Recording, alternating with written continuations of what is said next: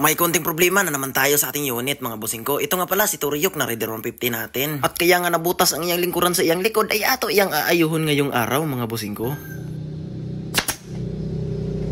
Kaya ngayong araw, for today's video, samahan nyo pala ako mga busing ko sa kaganapan ngayong araw. Ngayong araw pala ay mayroon nga pala tayong pasalubong dito or nag-deliver nga pala yung the GNT driver dito. Hahay! At kung napansin nyo, ito nga pala yung ating seat cover na bago mga busing ko. Kung napansin nyo, dalawa yan kasi yung isang GRP mga busing ko para doon yon sa ating trupa na W100 mga busing ko. Tapos ginomble ko na lang pag-order para mausa na lang talaga yung shipping nito. Kaya kung napansin nyo, napabayaan na talaga natin yung ating unit mga busing ko na nga. Ito nga pala yung pinapalangga kong unit mga busing ko. Tapos ngayon ay nabutas-butas na nga yung kanyang upuan. Kaya syempre tayo si Boss Bibo, talagang hindi talaga ako susugot dyan na mapasagdaan talaga yung ating motor mga busing ko. Kaya ngayong araw mga busing ko, umpisahan talaga natin niyang ayu-ayuhin ngayon.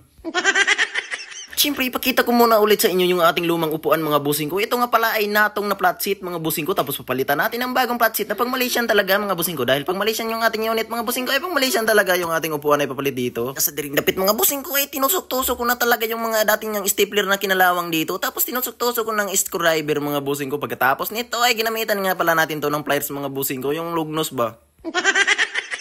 Kaya sa ditong banda na nga pala mga busing ko ay agad-agad ko na nga tinapos yan kaagad mga busing ko para kapag mamaya mga busing ko pagkatapos nito ay agad-agad naman natin itong pasakyan ng bakla ito.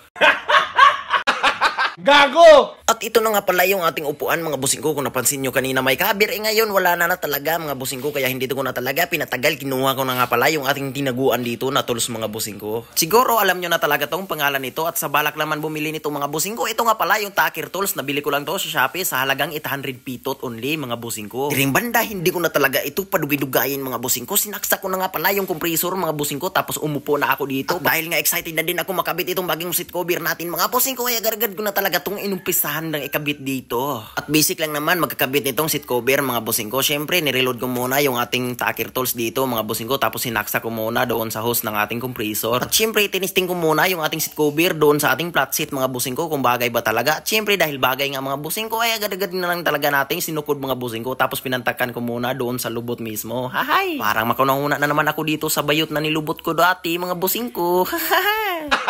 Gago! Hay, anak, maganda pagula tayong pira mga busing ko. Bakla lang talaga yung ating kapaingnan ba? Lalo na sa may baile-baile. Manghihanap talaga tayo ng bakla ba? Para may pangpalit tayo ng mainom ba? Iya, sa ditong banda mga busing ko, tinarong ko na talaga ng maayos ito para hindi talaga mahiwi-hiwi ba? Para naman masabihan tayo na mayo tayo mo trabaho ba? Kahit hindi naman. Hay! Iya, syempre, tagulan naman natin yan ng side set doon sa kilid. Kung tarong ba talaga yung kanyang tahi doon sa mismong gilid ba? Hay! Siyempre mga busing ko, hindi natin pinatagal. Ito na nga pala yung kinalabasan ng ginawa nating flat seat mga busing ko. Siyempre meron tayong kukunin lang dito mga busing ko. Gamit lang tayo ng blade tapos tatabasin natin yung malabaw dito. Siyempre hindi muna natin kalilimutan yung solid followers natin mga busing ko. At siyempre shoutout nga pala kay Jadil James Jamura mga busing ko. Nakita kami kanina doon dito sa lugar namin. At shoutout din kay Dane's Place. Ganda naman ang pangalan. Kaya ng titi ko, napakaganda. Hi! Hindi pala, kamukha nga pala ng flat seat kong bago. At dahil nga excited na din ako makita itong flat seat natin mga busing ko kung ano talaga yung kinalabasan ito, kung bagay ba ito sa ating unit mga busing ko. Sa ditong banda ay kinabitan ko na nga pala ito ng tornilyo mga busing ko. Tapos higpatan nga pala natin to ng 10mm na tools dito mga busing ko. Kaya testing daw natin kung bagay ba sa motor ko. O syempre napakabagay naman ito. Napakamimis talaga ba? At ito na nga pala yung kanina nung hindi ko pa napalitan. At after nito napakamimis talaga. Pati yung mukha ko dito mga busing ko napakamimis na. Syempre muntas natin yan.